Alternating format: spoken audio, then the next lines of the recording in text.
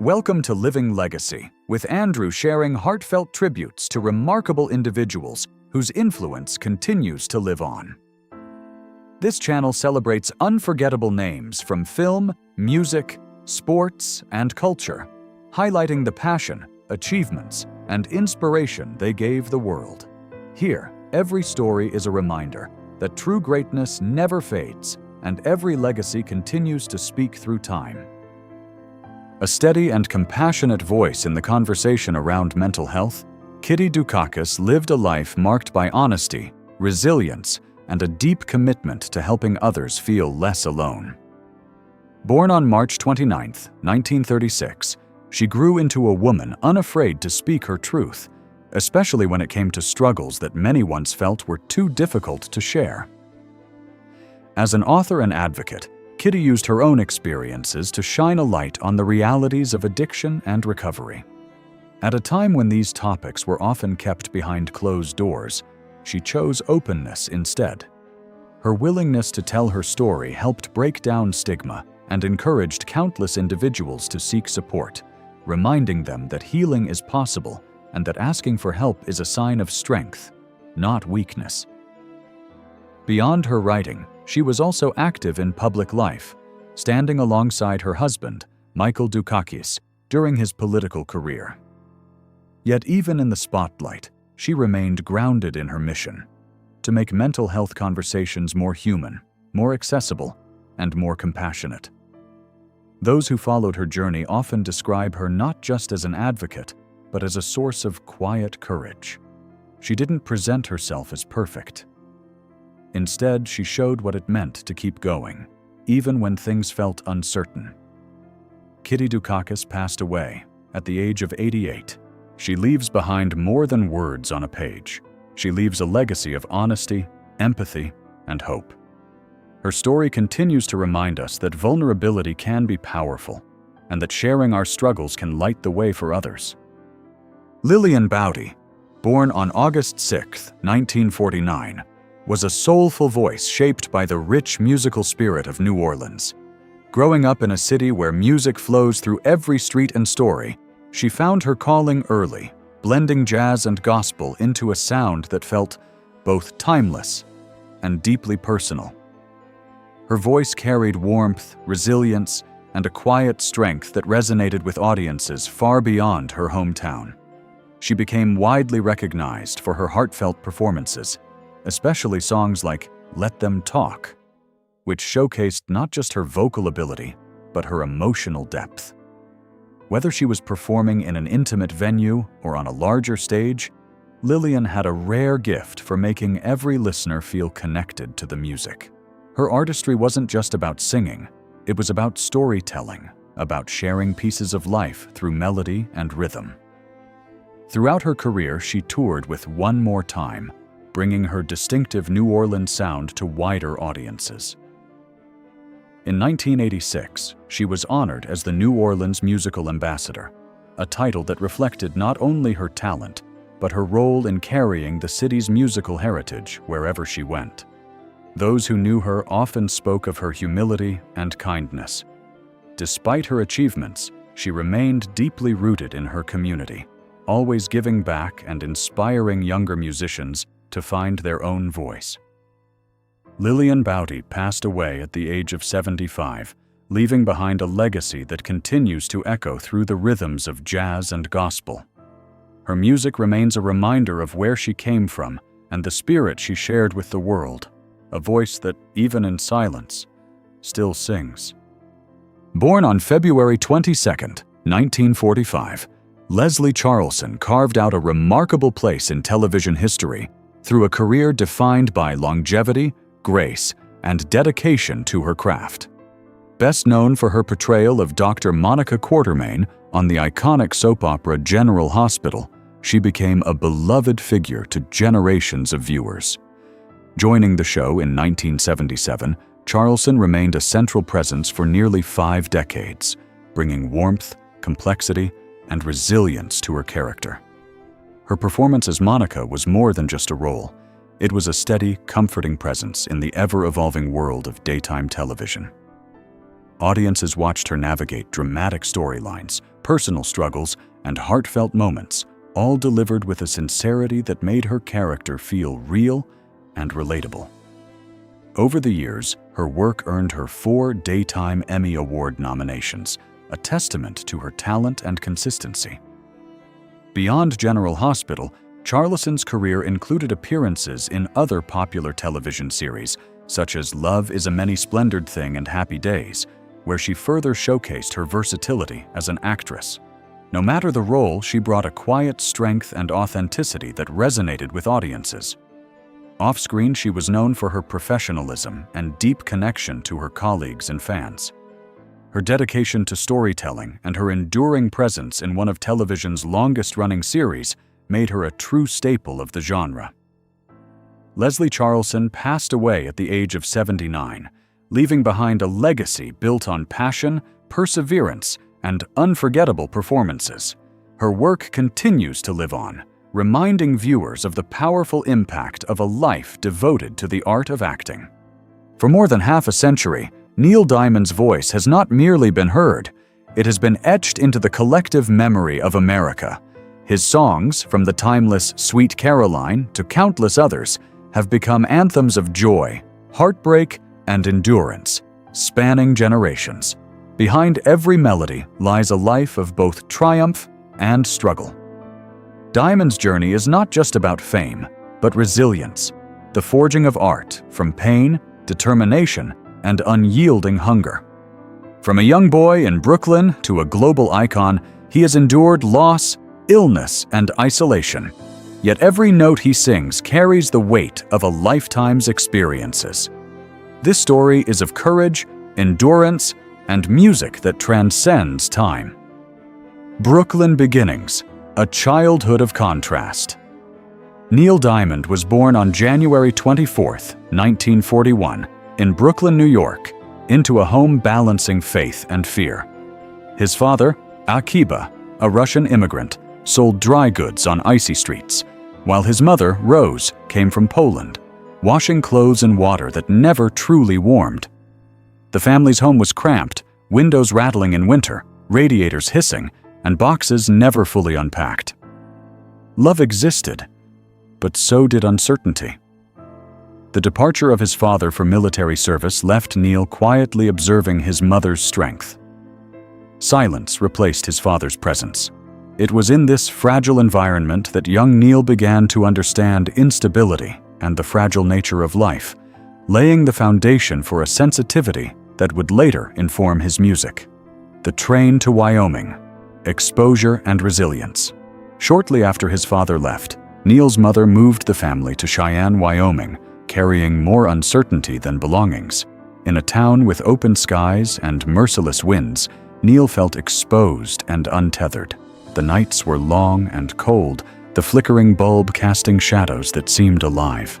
To escape, he sought refuge in local cinemas, captivated by the certainty of singing cowboys on the screen. Their voices were steady, worlds intact, and for the first time since his father's departure, Neil felt anchored. Music became a lifeline, a force capable of holding together a boy whose life seemed unraveling. This early connection between sound and stability would become central to his identity as an artist. Listening and learning. The formative years back in Brighton Beach, New York, Neil observed the world with keen attention. Other boys shouted and played carelessly, while he listened, absorbing the tones and pauses in conversations. He wrote poetry on scraps of paper, seeking to make sense of feelings too large for his young body. His introspection and sensitivity distinguished him, forming a foundation for his artistry. By age 15, his parents gifted him a $9 guitar, a fragile instrument that demanded determination. Blisters and blood did not deter him. The guitar responded where the world often did not. Neil found in music a constancy that life had yet to provide, a silent promise to himself that he could create something that would endure, regardless of external instability. Early musical discovery. Pain as inspiration. Neil's early experiences of instability and observation shaped his musical sensibility. Every note, Every lyric was born from endurance rather than performance. By pressing steel strings into his fingers until they bled, he discovered that music could exist as an anchor, a proof of his own presence in the world. Each melody became a translation of fear and longing into sound. At 15, his first compositions were simple, yet already demonstrated an understanding that art could transform pain into something tangible. In a room that never warmed, with wind rattling the windows, Neil learned the first lesson of his career: that persistence and honesty in creation mattered far more than immediate recognition or applause. Breaking away, the choice between security and passion. By 1958, Neil earned a fencing scholarship to New York University, entering pre-med with a path that promised stability and parental approval. Yet the pull of music was stronger. Between lectures and anatomy charts, melodies pressed louder than logic. He explored Tin Pan Alley, climbing smoky staircases that smelled of ink, ambition, and tobacco. At Sunbeam Music Publishing, he began writing for a modest salary. Rejection and indifference greeted him often. The city did not mock him, it ignored him. Each closed door reinforced his resilience. Failure ceased to be a shock and became instead a refining process. Neil learned to absorb rejection and allow it to distill his vision rather than diminish it. Struggle in Manhattan. Survival and determination. Manhattan in the early 1960s was a crucible for young Diamond. With only 35 cents a day for sustenance, he rented a tiny room, wandered streets for warmth, and found solace in storage rooms above Birdland, where jazz vibrations permeated the floorboards. Here, he encountered music that was unyielding, imperfect, yet alive. Blisters and blood traced his fingers across piano keys, but he kept playing, understanding that music was the only constant companion. This period of relentless hunger, both physical and emotional, honed his artistry and built an inner fortitude. Endurance, not applause, became the measure of success, and honesty in expression became his guiding principle. Early career, rejection and persistence. Diamond's first releases, including 1962's Clowntown, failed to resonate. Headlines did not celebrate him, and the public remained unaware. Yet each rejection refined his craft, teaching patience and resilience. His persistence was rewarded in 1965 when Sunday and Me, written for Jay and the Americans, reached the top 20. Neil understood that music could carry emotion across distances, even if fame did not immediately follow. Signing with Bang Records introduced friction. The label wanted sugar, he offered truth. Diamond learned to navigate the delicate balance between commercial expectations and artistic integrity, reinforcing the principle that art born of endurance and authenticity would ultimately find its audience. Breakthrough. The first taste of recognition. In 1966, Neil Diamond wrote, "I'm a Believer" for the Monkees, selling over 1 million copies before reaching stores. Recognition finally arrived, though fame brought its own solitude. The world loved his words, but he still walked alone through Manhattan rain, success unable to fill the quiet spaces that followed applause. His artistry began to intertwine with reflection, realizing that external affirmation could never replace inner belonging. This understanding shaped not only his music, but his approach to life. Fame did not alter the core of who he was. Rather, it magnified both the gifts and the vulnerabilities he had cultivated in obscurity. The architecture of success, wealth, and legacy. Diamond's success extended beyond performance into shrewd business decisions. With global record sales surpassing 130 million and an estimated net worth between $250 and $300 million, he retained control over publishing rights and master recordings, ensuring sustainable wealth. Strategic contracts, licensing, and catalog management created an enduring revenue engine.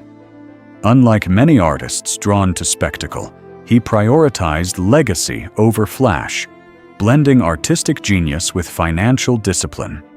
His estates in Beverly Hills, Malibu, New York, and Colorado reflect thoughtful living, spaces designed for reflection, privacy, and family rather than ostentation. Material comfort accompanied his work, but intellectual property and creative output formed the true foundation of his enduring empire. Colorado life, health, and reflection. Today, Neil Diamond resides in Colorado with his wife, Katie McNeil, confronting Parkinson's disease with measured discipline. Mornings are devoted to stretching, physical therapy, warm tea, and quiet vocal exercises. Some days, his hands cooperate. Other days, they hesitate. Yet the music persists. Sitting at the piano, even without performing, he reconnects with the certainty and solace music has always provided. Age has thinned his frame and softened his voice, but the fire in his eyes remains steadfast. His journey illustrates that resilience is less about avoiding struggle than embracing persistence, demonstrating that passion and purpose endure even as the body's capabilities change. Family and personal life. Anchoring forces. Family forms the center of Diamond's present life. He has 4 children, Marguerite, Elaine, Jesse, and Micah, each independent yet deeply shaped by his guidance. His grandchildren anchor him in ways no applause ever could.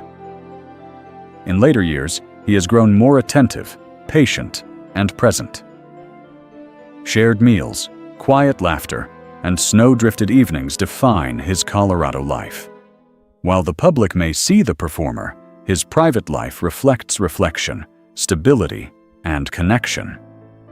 These intimate bonds provide a counterbalance to the public spectacle, underscoring the principle that endurance and success are meaningful not just in fame or fortune, but in the care, attention, and love extended to family and close relationships. Influence and legacy. Music that transcends generations. Neil Diamond's influence extends far beyond his own era. Stadiums still erupt with Sweet Caroline, while streaming platforms introduce younger audiences to his catalog. Remastered editions, tribute performances, and global media placements ensure his music remains alive. Public appearances are rare, yet impactful, revealing a man whose presence radiates quiet strength rather than theatricality. His career demonstrates that legacy is built not only through acclaim, but through art that resonates, inspires, and endures across decades. Even as age and illness have reshaped the physical experience of performance, the emotional and cultural impact of his work remains undiminished, a testament to both his artistry and humanity. Philanthropy and advocacy. Turning struggle into service. Since acknowledging his Parkinson's diagnosis in 2018, Diamond has used his platform to raise awareness for neurological research, transforming personal adversity into collective benefit. He has supported disaster relief, medical charities, and research initiatives, turning life challenges into opportunities to serve others. His advocacy demonstrates the broader social impact of artists who leverage influence responsibly. Beyond music, he exemplifies resilience and dedication to causes greater than self-interest. This dimension of his life underscores the continuity of his values: endurance, honesty, and the desire to contribute meaningfully, reflecting a life in which personal struggle informs empathy, advocacy, and lasting impact on communities far beyond the concert stage. Conclusion: endurance over applause. Neil Diamond's story is not defined solely by fame or wealth, but by a lifetime of perseverance, creativity, and quiet strength.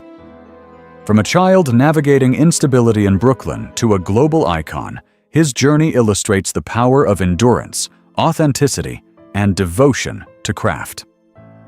Music became both anchor and expression, transforming pain into beauty. His legacy encompasses family, philanthropy, business acumen, and artistic achievement. Even in the face of illness and advancing age, the music within him rises unbroken. Diamond's life reminds us that true greatness lies in the courage to persist, to create, and to remain gentle when the applause fades, leaving behind art that resonates across generations.